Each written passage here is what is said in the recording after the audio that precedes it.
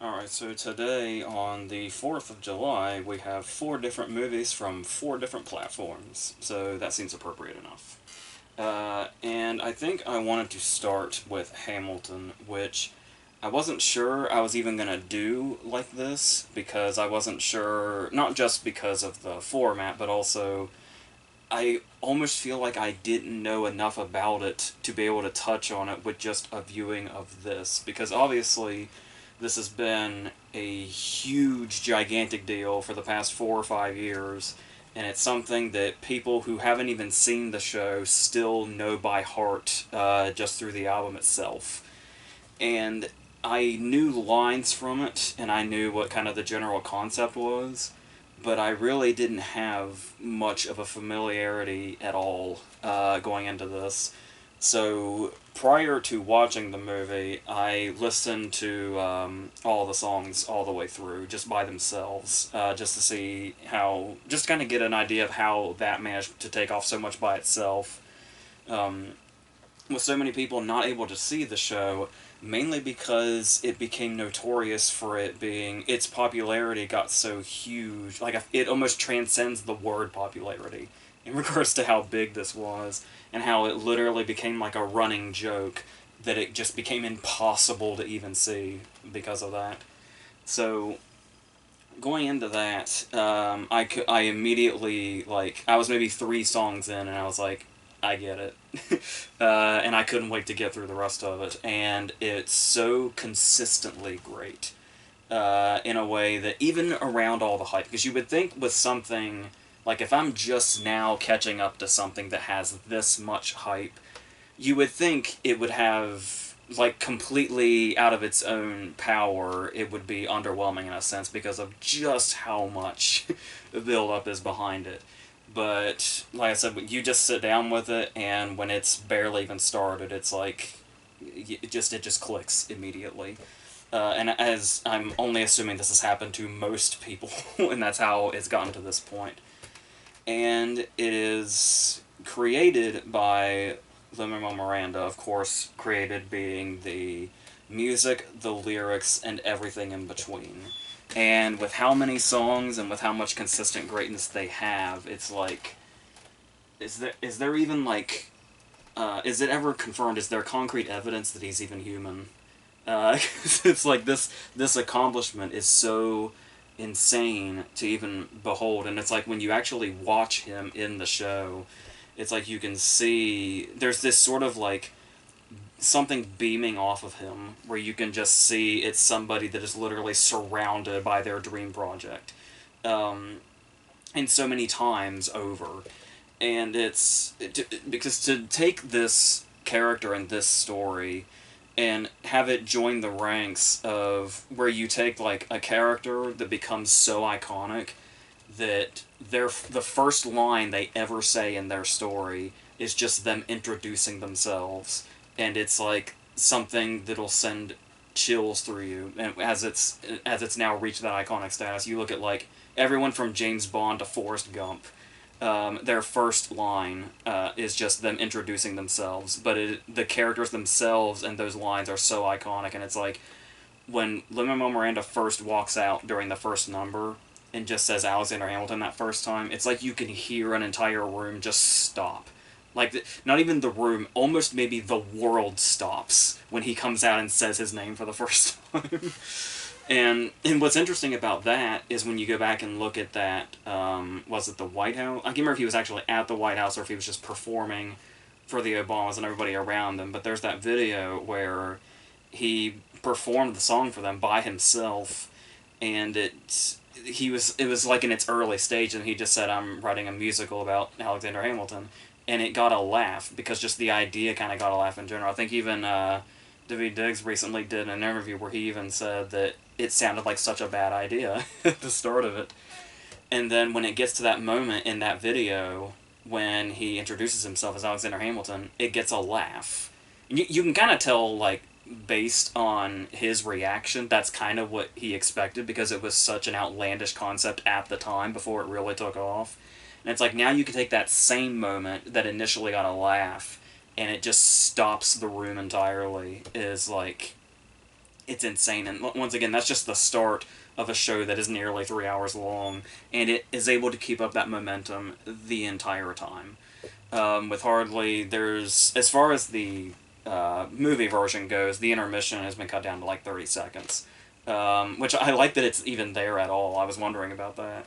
But it's and obviously, like, just about all of it is in song. Like, there are these little perfect moments, mostly Hamilton himself has, where there'll be just one moment in mid-song where he'll just, like, speak a couple of words, but yet and it's almost always for a laugh that always sticks the landing, and then it's also, like, it's just so, and even though he, like, practically stops the song for just a second to say two words rather than singing them, it's just still so in beat with the rest of the song that nothing is missed, like, through the whole feel of that song or whatever it is. So there's that, and the way that he's able to, like I said, be the center of this and be so strong surrounded by, because you would think if you were just told about this, it would probably sound like a vanity project or something. But there's just so much flashiness around him that it feels like anything but that. Because it's like, while you do have him at the center of this project that he pretty much started from, like, the very bottom. He obviously had the book that he based the story on, but apart from that, like the songs and the lyrics and all that, the music and all of that, just coming from him, it's like when you see him at the center of it, it sort of feels like, you know, like Orson Welles or Spike Lee being in their earlier movies. And it's like that sort of thing to where you can just see, like, the full massive product just kind of comes from one mind in this really big way. Despite all the other, you know, things going on here. Thomas Kail, the director, is obviously not to be unmentioned. But just the heart of it coming from, like, one place. There's just something so powerful about that when, like, one person is able to do that. Like I said, using, like, Wells or Spike Lee as examples. But talking about some of the other flashy characters here is that what seems to be a, I don't know if I want to say misinterpretation, but something that maybe some people don't realize if they're like me and only just recently went into it, is that the whole fact that it's not necessarily a story about Hamilton, it's a story about Hamilton and Burr. Like, obviously we know we're going to get to that point eventually, but I didn't realize going in that Burr is, like, a co-lead, and it's, like, kind of there's, like, a balance between their two stories, all the way up to, when we get to, Dear Theodosia, and it's, like, you can really see the parallel that they have where they both have their, children, and they both have, like, their different lives going on, and that's a whole genius move I would have never imagined was such a massive part of this story. Like, I would almost say, it almost feels like Leslie Odom Jr. is on stage, if not more, certainly as often as Miranda is. And the fact that he's able, and if I remember correctly, 3 people ended up winning Tonys for this, and Odom ended up winning in leading over Miranda, which was, like, really insane. With Daveed Diggs and Renee Elise Goldsberry also getting Tonys. And Daveed Diggs in particular, like, really stands out. Like, he is such a fucking boss in a really big way with both parts that he has. Whether it be the rap battles as Jefferson, or when he's performing Guns and Ships, and he goes into this sort of... I said there are cases... I talked about the possibility that Miranda might not be human. Yeah, there are certain verses that Daveed Diggs has where I kind of wonder the same thing about him. It's like, there is no possible way a human being can deliver that as flawlessly as he does. It's insane. And it's obviously, I have no experience with beyond this cast, but I imagine they are strong as well. But I do get the sense that there has to be something, like, really, really special about this particular cast. Which would also be the reason behind this is the particular filmed version that we see now, that's kind of been captured forever, when usually the whole thing about... It's always interesting with shows like this, because it's always going to be... Because it's live, it'll literally be just maybe slightly different every single time. Like, it's a slightly different show every time. But now that kind of this one is, like, in the vault forever, for people to see in this particular way, it does feel like almost historic, being able to witness this, especially since it's viewing it was so coveted, as far as like seeing it live. And of course, you know, the live experience is always going to be something like, even seeing the live version filmed, it's still like, it would be a whole entirely different experience for those people that did get to see it live, especially with this particular cast. And obviously we've got all these other people like Anthony Ramos playing the kind of, he's also got the dual parts, but there's also, I love the sort of when the dual parts have like those connotations, and like he's playing both of the kind of tragic figures of this story leading up to the, you know, ultimate tragic ending. But then, as I was saying, you also have Renee Elise Goldsberry, who won the Tony and gets a lot of the acclaim, but I almost think she gets so much acclaim that it almost, like Philippa Sue almost seems underrated by comparison, because she's also got a voice that seems like totally from another world. And then somebody that really, really stands out is Christopher Jackson playing Washington, especially when we get, like, the whole time he's like a massive standout. But there's that one particular moment as One Last Time is reaching its end, like its last note, and there's like so much like raw and real emotion in that final note that just really comes through in this really powerful way. But that's the thing, is like all these people I've mentioned, it's like impossible to single anybody out. It's like kind of being the supporting player that you look out for. Really, any of the players at all, leading or supporting, is crazy. And I haven't even mentioned yet probably one of my favorite characters, and who's probably in it the least, and that would be Jonathan Groff as the king. And it's one of those cases where I think he appears 3 times, and like every time I saw him coming out after the first time, like those other 2 times, I got so excited just to watch him perform and play this character. And the great thing about that is this is a show that is so lively, for like nearly its entire runtime, and that's a long time to be as lively as this is for so long. And he's one of the like best and most memorable performers here. And until like the second half of his last number, the king's role is to just stand in place. And he's able to bring as much to it as everything else is by just standing in one spot.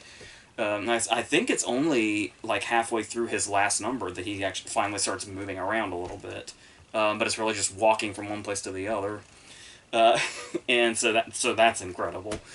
Um, and that's the thing too, is when you look at, you know, musicals or anything like this, especially stuff that's like constantly sung, like there's no like dialogue breaks in between or anything. You would think at some point it would run out of gas, or at some point we're gonna reach that one song that is just kind of almost feels like filler, and it's like nobody really cares. Nobody cares to memorize it or remember it or anything like that. It's not gonna be the song you skip to or anything like that. I don't think that song is in here. Like, I don't remember one because usually the case is, especially if you have like a lively show or a lively musical, it would be the slow number that might stick out as oh, that kind of kills the vibe a little bit, but whatever. But even the slow portions not only just serve as much of a purpose, but also can hit just as well. Like, the number when he comes back and finds that his wife is pregnant and all that, and they have that song together, and where it's this real emotional moment, but it's also, like I was saying, like, Sue's voice is just insane. And it's, like, the fact that they are able to inject the emotion in it like that, where you can have really, really big emotion, like the end of One Last Time, or you can have stuff like this where the songs are much more downplayed than the rest of the show around it, but the emotion is just as on par with everything else around it. And the great thing also is the balance of that, because shortly after that number, we have Your Town, which is one of the most lively musical numbers maybe ever. It certainly has to be close. Which gives us the great line.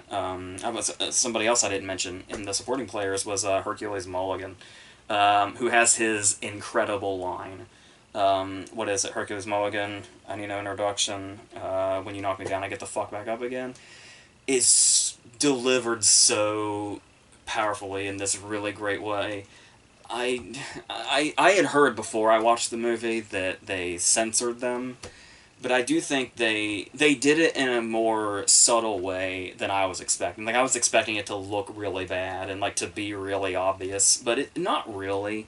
I mean, it's a lesser impact, of course, but I do like that they were able to do that just enough so that Disney Plus would accept them, basically. But yeah, so I guess you got to do what you got to do to move forward, and so that's a sacrifice that had to be made, and it's only, you know, what is it? There were two full uses of it that were ultimately censored in a nearly 3 hour show.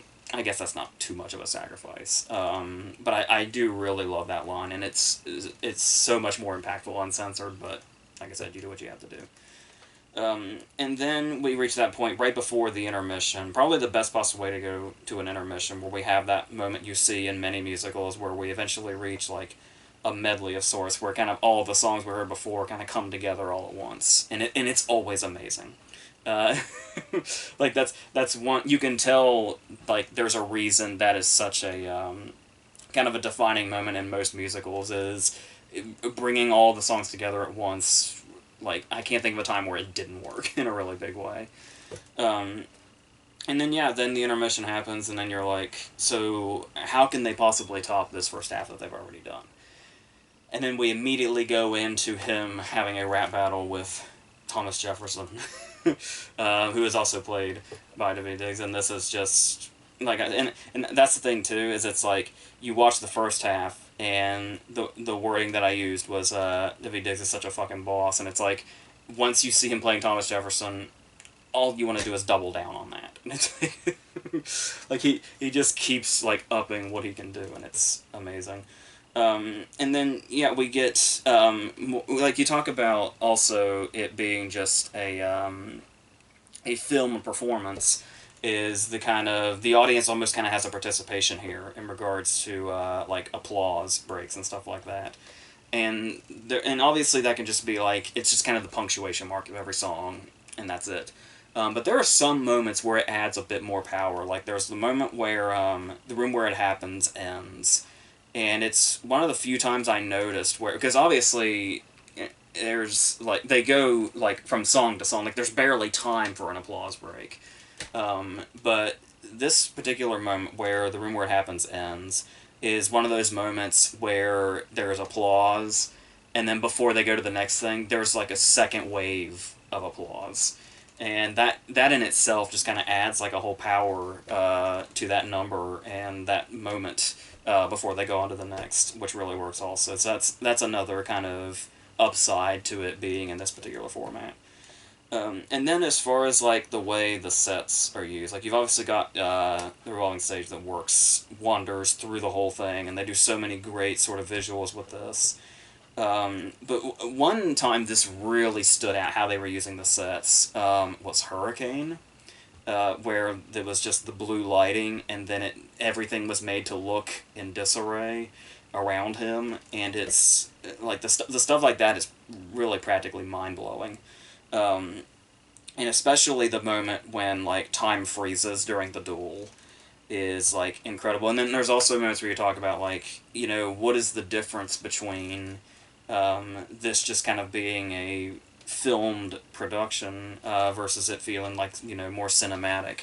But they definitely played into that too. There's one particular shot that is incredible, quite literally, during the duel, when he envisions his wife in between them, and the camera gets this shot where she walks out of the frame, and it's just Burr pointing his gun. And it's like, that's the kind of thing, that's the kind of angle that you can't see when you're in the crowd. And so you also get like a lot more like close-ups, and so there's stuff like, you know, certain facial expressions that may be too subtle to be seen by the audience. And like all of it's there in all of its glory, and it feels like almost intimate despite the whole sort of grand feel of it. And sometimes, every now and then, it might be like, oh, I kind of wish we weren't this close. Like, it may be a bit distracting, like the fact that Miranda wears his mic at his hairline, which is something that you can always see, and it's like, I'm sure that looks completely and totally camouflaged when you're in the crowd.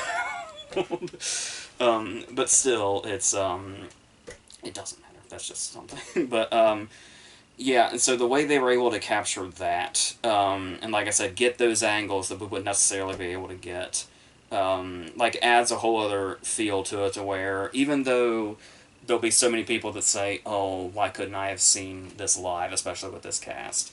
But it's like the fact that we are kind of getting a little something that we wouldn't have otherwise through this movie, in kind of a different fashion, should fill that hole, at least a little bit, at the very least. So, yeah, and then I guess lastly, it's really just like an incredible story, to the point that this might sound exaggerated, but not really, at least for me.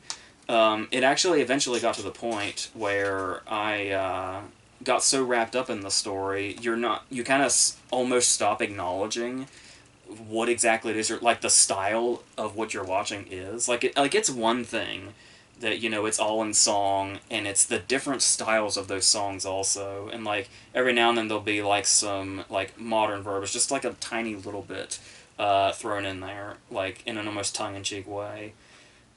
But even despite that, the whole idea, there's a whole other layer to that, like being able to get so wrapped up in like the story that they're telling, that you kind of stop acknowledging what that is, like the style in which it's being told, for just a second, if you get too wrapped up in it.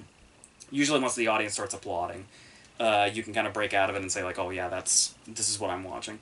But the fact that there's another layer to that we are watching something that is filmed, that's one production on a stage, and it's like, that's a whole other thing of watching something in a way that we don't normally. And so that it was able to break through both of those to get at least me wrapped up in the story enough that I would briefly forget about that, like in mid-song. Because I was just so wrapped up in what's going on, and that's just like, that's just on another level. Like, this whole thing is on some other, like, peak. And it's like, this is the kind of show that you watch where you almost can't believe it's real. Like, this is the kind of thing somebody would dream up, but it would be too big to exist. But somehow, some way, it exists. And it's, like I said, once you go to before the music, or the show, or anything like that, and you're like, how can it possibly live up to the hype? How could it possibly be that big? And then when you get to the end of it, it's a no-brainer how it's this big. Like, it's not even a question how it's at the status that it's at right now. And like I said, the fact that even though you have all the behind-the-scenes people, you've got a director, you've got the costume people, you've got the set people, you've got choreographers, you've got all of that stuff, and you've got all the other actors. The fact that at the end of the day it all came from one person is just, it's mind-blowing. And that this person has done more than one thing. Like, you would think if one person created this, they would have had to have devoted their entire life to it. Like, I think I heard somewhere he devoted like 1 year to one song, or something like that, if I heard correctly. But yeah, the fact that he has also done other things is like, it's like, I have no idea. And he's only, what, 40? That's like a baby when you look at what he's done this far. And he's even, whether it be, like, obviously in Mary Poppins he was just, acting and singing, but like with stuff like Moana, where he, wrote the music, and then stuff like this where he did, just about everything, is like, I don't know. And the fact that he's so incredibly humble. He is when you see him and the way that he is, you would never suspect him of being somebody that created something this big. You would think it would be like some arrogant mad genius or something. And when you see him, you're like, there's no way some guy so like humble and nice could create something so incredibly enormous and beloved. But it's, yeah, somehow this exists, and somehow he exists. However that happened, I don't know. But it's just all amazing. It's like, yeah. Like, I'm kind of pleased I was able to get through this, because I felt like I was just gonna freeze up and say, how do you talk about something this grand? Because it's another one of those things where it's like, now that I'm coming in late to the game, like 4 or 5 years late, it's like, I don't know. I doubt I'm saying anything new, so this might seem repetitive to people that know this really well. But yes, as somebody that was just introduced to it like this week, like completely, holy shit. I can't believe this exists, but I am so incredibly happy that it does. And this, I'm sure, and I'm glad it's just right there available on streaming, because this will definitely be something that I will want to go back to. And that's the great thing too, is you can just listen to the music over and over again as much as you want to. But now that you also have access to the show itself and can just do that whenever you want to, is fantastic. This will be one of the few times where I like really praise the idea of of streaming. But yeah, as opposed to the physical media, obviously. But a physical media release would be really nice as well. If you can get on that Disney, that would be fantastic. So now we're going to go over to Netflix. And we're going to continue with the musical vibe a little bit. With Eurovision Song Contest, The Story of Fire Saga is the full title. So, talked about how I was kind of late to the game with Hamilton, and just going to go ahead and throw this out there before we start this. Yeah, I had no idea that the Eurovision Song Contest was a thing before this movie, which is apparently a massive thing. But to my understanding, it was like Will Ferrell's wife is Swedish, I think, and it was basically he was at her family's house and it was on. And then from that point on, he became like really fascinated with it, and then eventually this movie kind of formed. And we're here. And so he and Rachel McAdams play maybe siblings, maybe not, maybe lovers, maybe not. It's a running joke through the whole thing. Whether that gets old or not depends on the person. But it is great to see Rachel McAdams get to do comedy again, especially after game night. And the way they play off each other works really well. Starting with this opening scene with this music video, that kind of made me... At first I wasn't quite sure about the music video scene, because it was like, it felt a little too much like Get Him to the Greek. Or the All the Snow character in general, if you want to bring Sarah Marshall into it as well. So I was curious if I was going to dislike this as much as I thought I might, because unfortunately, I hate to do this, but I typically go into Will Ferrell comedies pessimistic. So add that on top of, I'm not sure about this concept of Will Ferrell doing it. But then honestly, it's not a movie I find great or anything, or like, you know, pissing my pants hilarious or anything. But it like won me over enough and earlier than I would have expected it to. Like there's one moment towards the beginning where it's like, because the whole idea feels very cliche, where it's, you know, the underdog story where there's a clear, you know, front runner in this contest with Demi Lovato, but there's like the whole thing of they're pretty much coming from nothing and he's laughed at as a child and stuff like that. In any other story, these would not be characters that succeed, but sure enough, they just might. So there's going to be cliches everywhere regardless. But there's a moment, like, right at the beginning here, when he learns that they've been entered into the contest, and they're going to get to perform, and he does something really triumphant, like a really big gesture of celebration for our underdog character, and he is immediately arrested. And it's like, okay, I can probably get behind this enough. And it's like, the movie's not full of moments like that, to where it goes against the cliche that much. But there's enough to kind of keep it going, and to kind of keep it fresh enough, despite the obvious concepts and directions we're going. But also the way Ferrell plays it, I think adds a lot to it. Because obviously you imagine Ferrell plays a lot of roles in very similar ways, which is kind of what put a lot of people, especially me, off of him for a while there, kind of after his heyday there. But there is enough sincerity in this character, not enough to suit like the would-be love story that's supposedly going on, but just enough for like there's a moment when he's crying, but he's like comedy crying, you know. But even though he's comedy crying, you still kind of feel bad for So the fact that he was able to accomplish that works well enough. But like I said, this would not worked near as well if he didn't have a balance with Rachel McAdams, who is great. And who is great with comedy also. There's one particular moment where she has a delivery that's very similar to my favorite line, my favorite moment in Game Night. When the guy's pulled into the propeller and she celebrates but then says, "Oh no, he died," and she comes to that realization. There's a delivery that's very similar to that here, but it would work every time she delivered it because she does it so perfectly. And there's like a moment where they're rehearsing and like her first interaction with the dancers that she's not expecting to be there. Just a whole bunch of little comedic moments that she's able to make into big laughs. Is like really where her comedic talent lies, which is great. And like I said, especially for the balance of like Will Ferrell, who's like always going to be going for over the top, and so it's like kind of a perfect meshing here. So that's great. As far as it being a singing movie, I'm not sure what's going on with the singing. Like, I heard in some cases it might be dubbed, but then I've heard in other cases it might actually be them. I don't know which is which, because initially the criticism was going to be, why would you dub them if it's a singing movie? Like, like what's even the point?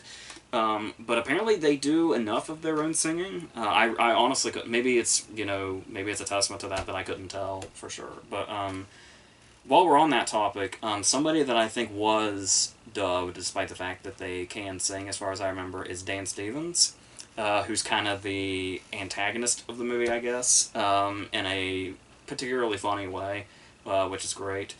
And he's kind of the perfect choice for that comedic villain because he's got the looks for like just a regular villain from like a regular movie, like a straight faced movie. So he kind of brings like this perfect comedic touch to it, the way he plays this antagonist of sorts. Villain's kind of a strong word, but but then you have stuff like touches here like Graham Norton playing himself. Which I had learned about a while before I saw the movie, and I was kind of hoping that would have been more than it was. I would love to see Graham Norton's personality kind of prominent in a movie, but he's just here to kind of, vaguely commentate. Like, obviously we have, like, MCs to this, but it's almost like if he was, like, a central MC character, sort of like how supposedly Stanley Tucci based his character in The Hunger Games off of Graham Norton. It's like, to see Graham Norton actually play a part like that would be kind of amazing. But, any Graham Norton we can get is good. So, like I said, there is some stuff here that kind of makes it drag and kind of takes you out of it, like the whole love story thing and how she's, like, really into him for a reason we're not sure why. And then the whole thing about are they or aren't they siblings and stuff like that kind of gets dragged out. There's also some moments where they kind of play up their failures in a way that feel very, cliche and movie-ified. And it's like, I know crowds in, like, America are kind of, like, a lot different than crowds in other parts of the world. But it still felt like overkill whenever they would, like, fuck up triumphantly, like just completely go off the rails of their act to the point that, like, destruction is actually happening. But the thing that keeps happening is that thing in all movies where you fail and the crowd is just silent. It's like they use that enough to where it's like, and it's not like for it's not like for a comedic bit. It's to show that they've horribly failed and they're reaching a conflict. But it's like, if something that drastic happened, would that crowd really be that fucking stone-faced? Like I said, maybe I don't know crowds well enough in other parts of the world, but that just kind of seemed odd and contrived a little bit.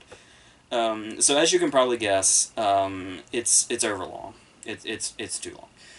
It was that sinking feeling I always get when I turn on a Netflix movie and it's over 2 hours. Way too many of them fucking are. And then none of them need to be. Well, most of them. So, but regardless of that, there is enough here that the movie is likable enough. There's also one particular joke that they keep coming back to, or one particular reference that by the way they keep doing it is going to get a payoff somehow. And there was a certain payoff I was really, really afraid it was going to have. And it does have that payoff, but not in, like, a really blatant way. Like, I was really, like, I don't know how to describe it without saying what it actually is, which I don't want to say. But it's, yeah, it is that payoff, but they did it in enough of an, it's hard to say downplayed, but given what I was expecting, that's basically how you could describe it. So I was really glad that they kind of showed restraint, if that's what you can call it. But yeah, and overall, another thing that's going to really win you over, even if the movie's over long and has some, like, drag spots, is it's got a good ending, which helps a lot. So there is that. So I would say, like, I wouldn't say Blades of Glory is one of his best movies or anything, but I would say if this movie would be suited to Farrell's run at about that time, about the time Blades of Glory was coming out, if this came out, like, kind of in that area, it would have been perfectly suited there. So it's fine. Where it was like right before he, like, really ran out of gas.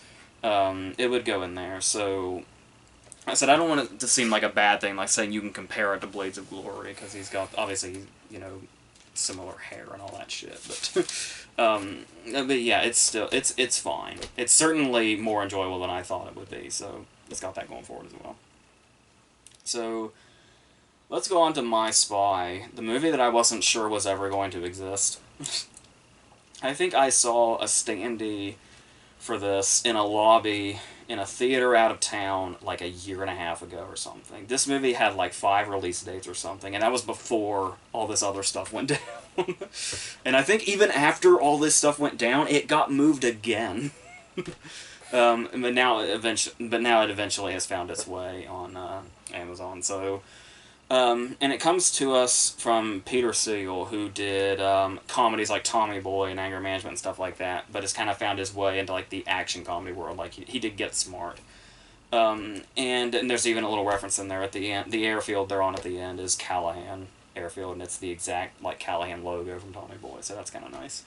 And obviously, we've talked about this many times before, there's always going to be that time where the tough guy actor, who may or may not have been a wrestler in the past, gets a movie like this. Like Hogan had Mr. Nanny, The Rock had The Game Plan and The Tooth Fairy, and then there's people like Vin Diesel had The Pacifier and stuff like that. Some people say Schwarzenegger in Kindergarten Cop, but I think Kindergarten Cop's a little darker than this area. But yeah, and so now Batista has this. Which was inevitable, now that he's really found his groove in movies. And I'm pretty sure there's a moment where he specifically calls out Hogan when he's hanging out with the girl, and he says, like, you know, this isn't going to end up like a movie, you know, I'm not going to be, you know, having tea parties with dolls, which is a scene right out of Mr. Nanny, so I mean, maybe that was a dig, or maybe it was just a regular statement, I don't know, but this is another movie I went into with, like, no confidence whatsoever. I mean, a few of those movies I mentioned may or may not be guilty pleasure movies. I won't mention which ones, but there is something to this movie at the start, like some comedic bits that it hits, where, like, when he's trying to do a Russian accent while he's undercover, and the Russians, like, call him out and say, "Dude, you sound," they say, "You sound like Mickey Rourke in Iron Man 2," in a way to call him out. And then he actually legitimately starts killing people, which I thought was really interesting for a movie like this. The bar's kind of low. But I did notice that it was PG-13 instead of, like, PG, which is what you usually expect for these kind of movies. And you certainly don't expect, you know, and, like, all those other movies I mentioned are, like, bad guys getting punched or whatever. And usually in, like, a comedic fashion or whatever. And it's like, to see the opening of the movie, Batista actually, like, killing people was really interesting. And it's like, alright, they're going just a little harder on this one. So, okay. Maybe this movie's kind of trying to reach for just a little more than those other movies do. Maybe it won't be as lazy or something like that. I mean, but it's still the same damn movie you expect it to be. Yeah. But I think another thing that really kind of helps this movie along, once again, this isn't going to be great or anything, but like I said, kind of the bar was low, so everything I say might sound, like, overwhelmingly complimentary, but we're kind of at the, it's what it is, and it's fine, despite how bad it may seem. But it's something that helps a lot, I think, is the girl. Because, obviously, movies like this, you're going to have the kid that's, like, an unbearable brat. And it's like, but then they kind of soften up to each other and stuff like that. But the girl kind of starts off immediately sympathetic. She's the kind of girl that's never invited to anything. There's this ice skating party she really wants to go to, but everybody's ignoring her, and you feel genuinely bad for her, and you really get that sense of, and they actually don't touch on it as much as you would think they would. But that's the thing about her constantly bothering Batista and like always like she blackmails him into hanging out with her because like she finds like his whole CIA lair in the apartment building where he's surveilling her mom, which is very Big Mama's house. But regardless, it's the fact that she is doing this, and any other movie would make her feel like, you know, just the annoying kid whose existence is just to annoy this guy. But because we established her well enough, we do, even though that they don't immediately always draw attention to it, you really get the sense that she's obsessed with being around him because who else does she have? And like there's actually a genuine sadness at the core of her bothering him all the time. So that was kind of hitting in a way that I didn't normally feel as far as these movies go. Because that's pretty much what the whole story is. Because there is a villain here, but I mean he's barely here at all. Like he's introduced, and then he has like one scene in the middle, only to remind you that he's there. It's like it's one of those scenes where they fake his death. But it's like he supposedly blows up, but we're only halfway through the movie and no other villain's been introduced, so he's not dead. Spoiler, I guess. But you knew that. So even if I were to just describe the scene, you would have been able to guess that anyway. And then eventually he has to come back just because there's a climax. So he's only here because the script calls for him. But that's really, like, the whole... You can always tell they kind of intentionally did that, because the whole star of the whole thing is the relationship between Batista and the girl and all that, and the maybe comedic, maybe not situations they'll find themselves in. Because we've got another character here. Obviously, Batista has to work with somebody, so he's going to work with Kristen Shaw, and she's here to do the kind of comedic sidekick thing. Sort of like, I keep going back to Big Mama's house. She reminds me of Giamatti in Big Mama's house, except for the fact that he's like her personal hero. Like, she's kind of just getting into this, and he's the one that she's like looked up to, and kind of wants to be at that badass level. And there's this kind of weird storyline where she ends up getting jealous of the little girl because he's showing her like a bunch of spy stuff and how to do certain things and all that. With just childlike things like fireworks and Play-Doh and shit like that. But she gets like super, super, like dangerously, weirdly jealous of this little girl. So there's that. It was almost kind of creepy, even though they play it straight. Like, it's not a comedic, like, you think Kristen Hall, you'd think that would be played for comedy, but it's kind of not. But that whole character is just totally inconsistent from the word go. Because there is the moment when they first get to the apartment, and to show how run down the apartment is, she lays on a mattress that's got a red stain on it. And she's like, oh, no, that's just sriracha. Oh, no, wait, that is definitely blood. And that's it. She's laying on a mattress with a giant blood stain on it, just acknowledging that it's blood. Yep. And then, like, her very next scene is her accidentally sticking a knife in Batista's leg, and she projectile vomits because of this.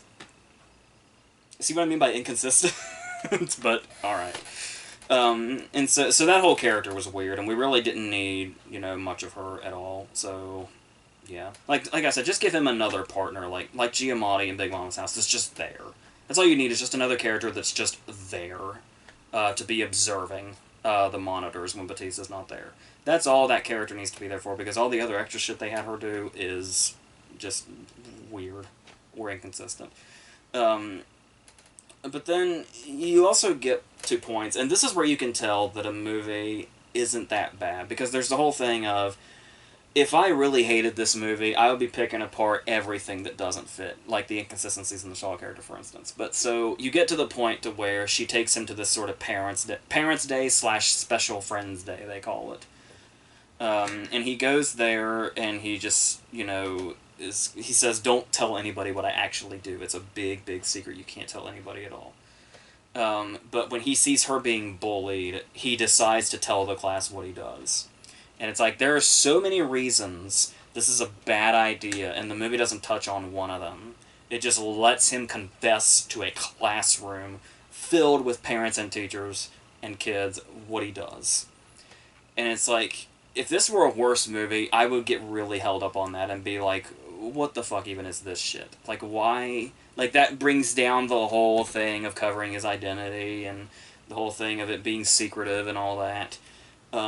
But because the relationship between him and the girl is established as being such the centerpiece, that I just didn't get caught up in stuff like that. But like I said, I definitely would be picking it apart if the movie was worse.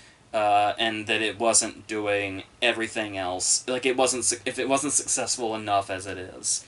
Like I said, it doesn't, like, full-on succeed into this great thing, but it succeeds enough that you can just forgive anything that it missteps that's not at, like, its central core of what it's actually doing. So there is that. But then, of course, we do reach the really tired moments, like, another spoiler, if you're worried about the directions My Spy goes. Obviously, eventually, him hiding his, CIA identity and spying on the mother. Yes, eventually he's going to fall for the mother. Yes, eventually it's going to be revealed to her what he actually is and what he was actually doing. And yes, this is not going to be the scene that dissolves into her having so many questions about who he is, what he wants, how long he's been here, all that stuff. No, it's strictly a breakup scene. Which is fucking stupid. And tired and boring and everything else. And yes, naturally, while they're dating or whatever it is, yes, there is a dancing scene because it's a movie like this. But, like I said, I think just the relationship between them keeps it alive enough and keeps the whole movie likable enough at its heart.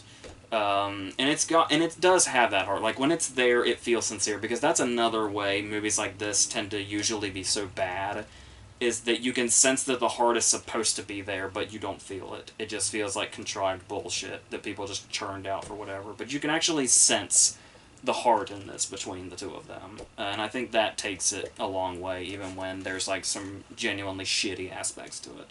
Genuinely cliche stuff that we've seen over and over again that we could go the rest of our lives without seeing again. But they do. Like, I do wish it was more... Like, it could be more clever about the way it does things. I think that's what's missing here also. And it could have done more to avoid cliches, which it kind of felt like it might be doing at the beginning, but it doesn't. It falls into all the traps. But like I said, the fact that it succeeds is what it's doing at its center, and the fact that it actually seems to have a heart, and a child character that you can legitimately like, especially in some cases where she outsmarts him, or there's even moments where we grow to like her so well that sometimes it's kind of genuinely distressing when she's in danger. Like, usually it wouldn't matter because you're like, this is dumb because we know they're not going to do anything to the child character in this movie. And even though we do know that going in, like, you never actually believe that the movie's going to kill her off, it's kind of stressful to see her in such a distress in some scenes, especially towards the end. So, yeah, when all is well in the end, it kind of feels nice. And then there's a nice payoff to an earlier scene they were doing with the fireworks that's really great. I think it was, like, that last moment where I was like, alright, I forgive this movie for a lot of the dumb shit it pulled, because it's got enough great moments between the two of them that it comes out fine on the other end overall. But, I mean, at the end of the day, it is still just another one of these movies, but yeah, so it just does it maybe a little better than some of the more lazy ones. Not to say it's not lazy in a lot of cases also, though. So let's end on Irresistible. Sadly, not the Emily Blunt movie I talked about a couple years ago. No, another movie with that title, only this is a political comedy, maybe satire from Jon Stewart. I don't know. When you have to say maybe something is satire, something went wrong. If you can't tell for sure. Especially coming from somebody like Jon Stewart. It's kind of weird how this movie turned out. But obviously it's going to be a comedy about, political strategy people, which is the subject of a movie with Rob Lowe called Knife Fight, that is very similar to this, but obviously this has, modern times. I think Knife Fight's from, like, 2013 or something, so times have changed a little bit as far as people paying attention to politics for this movie to come out. And so, yeah, there's a lot of reasons this movie should have worked. It's like, but at the same time, when you look at kind of the general setup, there's an interesting balance there, because you're like, Jon Stewart wrote and directed it. Steve Carell's the start of it. You've got supporting players played by Rose Byrne and Chris Cooper and Mackenzie Davis, and it's like, there are so many things about this that should work. But then when you see kind of the general setup, where it's basically at its core is just out of touch guy starts off in one place, then comes to a small town and kind of has to try to develop their ways or whatever while he accomplishes a certain goal, is where the kind of comedy is coming from. And it's like, it just happens to have like attempts at political satire surrounding this. But it starts off as, hey, Steve Carell's never been on a farm and now he's in charge of cows and shit. And he's weirdly put off when Mackenzie Davis has her arm up a cow's ass the first time he sees her. It's trying to be both of those movies, but it kind of abandons the whole farm thing really quickly. So, it feels like it's all over the place, just in tone, or what it wants to do with its comedy. Whether it wants to be like this, political thing, or whether it wants to be that thing. But it feels like it's never trying to do both at the same time, weirdly. But I don't know. It's all kind of confusing. But there is comedy to be had watching Carell interact with these locals, because he's a character where, like, even though he's totally out of touch, he's totally out of place, and he can be very rudely outspoken. There is a certain amount of comedy to seeing him. He's a character that resigns to this pretty quickly. Like if he sees something and it's like really off to him, he'll just like say fuck it and just go into it. And he'll just go with it. And there's something to that. But then there's also stuff like, there's a moment where he's on a plane with Chris Cooper and he's eating like a green bean and he like starts to choke on it, but he doesn't quite choke. And this is a moment that goes on for like 30 seconds, which is a long time for a bit like this. And that's all it doesn't go anywhere, it has no payoff, it's just that. And then it cuts to the next scene.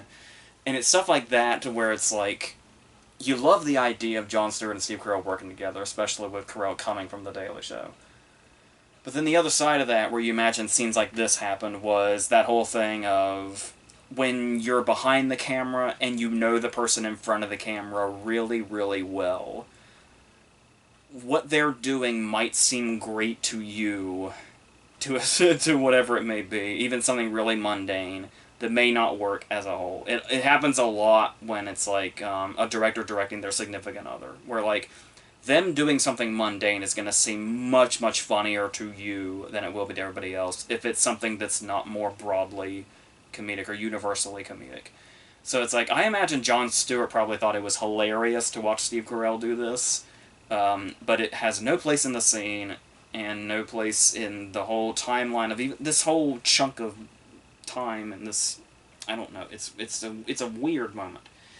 This is what this movie does, is there's kind of so little going on that's the stuff that stands out, as far as stuff that just makes it not work.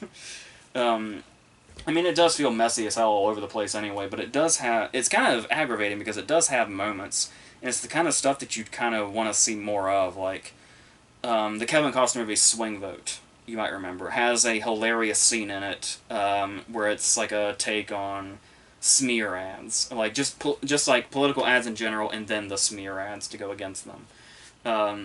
And this has those bits also, and those work for the most part.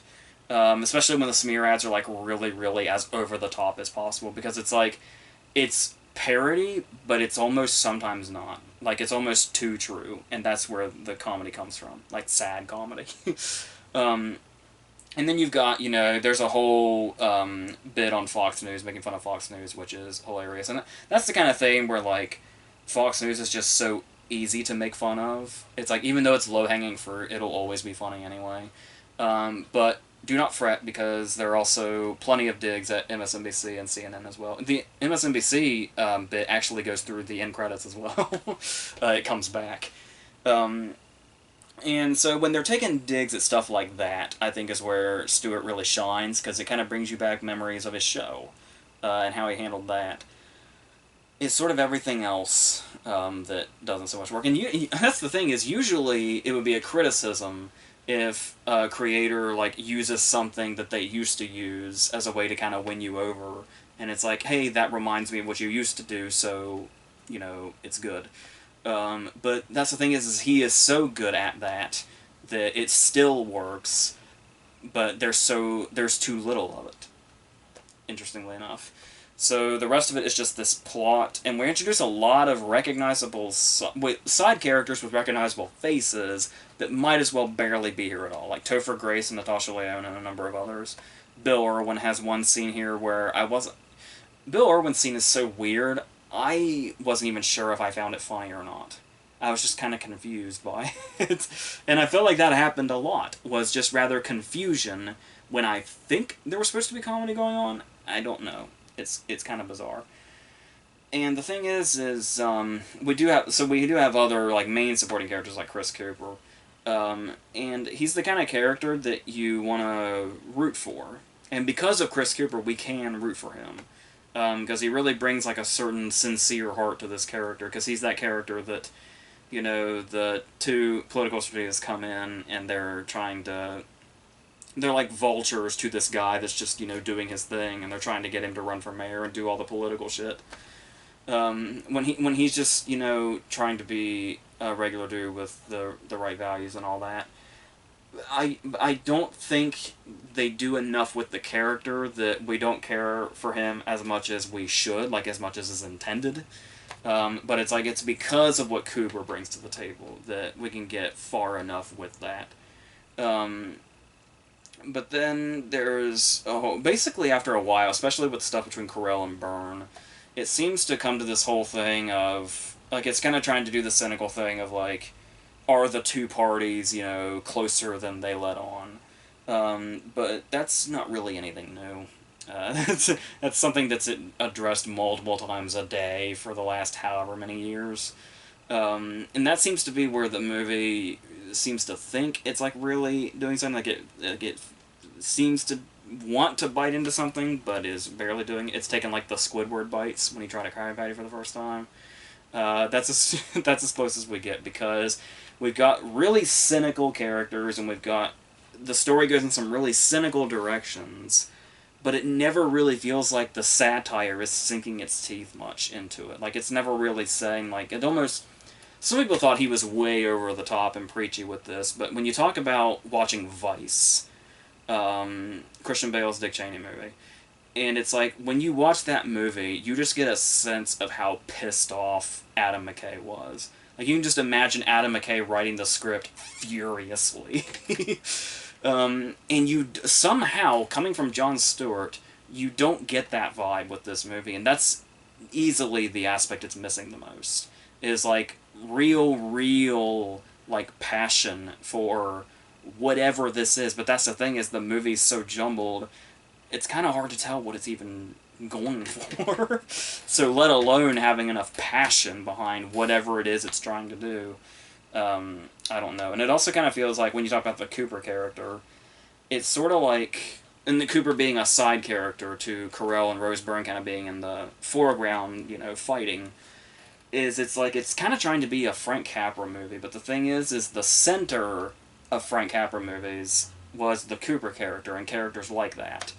But it's like, this is like a Capra movie through the eyes of the cynical side characters. And it's like, I can get the idea of where that sounds like it'd be a good idea, but you need a script with a like significant more amount of bite to it that this just doesn't have. So yeah, and it kind of took me a little while to come to that conclusion, because as I was watching it, it's one of those cases where you can just tell something's missing, but you can't pinpoint it, but you just know there's some giant hole in the middle of this that's not filled in, and you can't tell what it is, and it's just kind of blandness going by, and then after you think about it, it's like, oh yeah, there's like no passion in it. It's like, that's it. That's all that was missing. But that's a big-ass chunk that's missing, so, yeah. But I mean, I don't hate the movie or anything. I don't think it's a bad movie or anything. Like I said, there are certain individual moments with the characters that are nice enough, and there are moments here where you can get a glimpse of what he was probably going for, but then it'll just immediately lose itself in the next scene, and then it keeps doing, like, I don't know if I can say fake outs, but it's trying to do something with showing us something, and then that may or may not be the case for comedic value. But it just kind of becomes redundant. So there's that. So yeah, I guess that's what that is. So I think next week we have Tom Hanks' new movie, and I'm not sure what else. But we will be continuing Versus with, we talked about Peter Siegel with My Spy. Peter Siegel actually does one of the movies we're doing for the next Versus, so there's a little connection there. And I think that's going to be it, at least from me for a while. So we'll see what Owen and Ashley do. But until all that stuff, I think that's it for this.